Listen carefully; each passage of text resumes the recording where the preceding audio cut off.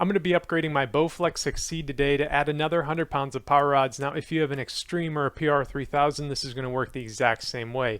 If you have a Blaze or PR1000, check out the videos linked in the description for those. So this is my first 100 pound upgrade, but I bought the 410 pound kit because it was the same price. And before I go any further, I need to say that 100 pounds of power rods is not 100 pounds of true resistance, and we're going to put it to a scale later in the video, so stay tuned to check that out. So let's check out what's in the box. We've got a nice brand new set of clean power rods, and they're attached to this rod box extension.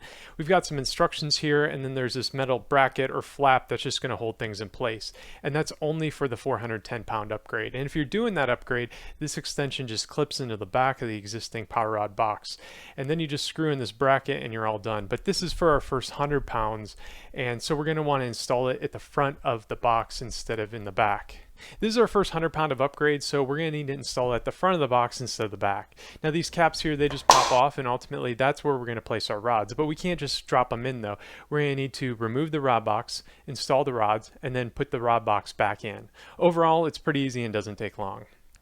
The casing for the rod box is pretty close to the floor, so I had to put some dumbbells underneath my machine for a little more clearance. Here's what it looks like from underneath. You just need to remove these 3 screws, and then you can slide it off the casing.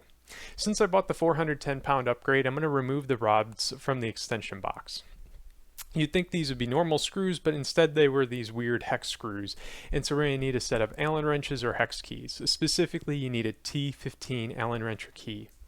There are no Allen wrenches included, so you're going to have to furnish your own. And in case you're wondering, these are the same screws that are on the 310 pound upgrade. So we need to unscrew those, and then we're going to install the rods at the front of the rod box. For that, all you have to do is drop it in, lightly twist to line up the notches, and then screw it into the base of the box. Once you've installed both, slide your rod box back onto the machine, screw it back in, and then you're done. It's really simple, but there's a couple more things you should know. The first is that 100 pounds of power rods is not 100 pounds of resistance. Using a luggage scale here, I hooked up a single 50-pound power rod and measured its peak resistance at 25 pounds. So if you're doing a 100-pound upgrade, it's probably more like 50 pounds. So that's kind of a bummer, but you should check out my elastic band upgrade. With bands, you can add far more resistance for only about $20 or $25. They're a little less convenient when changing weight throughout a routine, but they work really well for creating a high baseline resistance, and then you can use your power rods to adjust it. Also, if you have any interest in follow-along workouts for your machine, please be sure to check out the rest of the channel and subscribe. I post follow-along workout routines for all types of Bowflexes every Monday, and thank you for watching.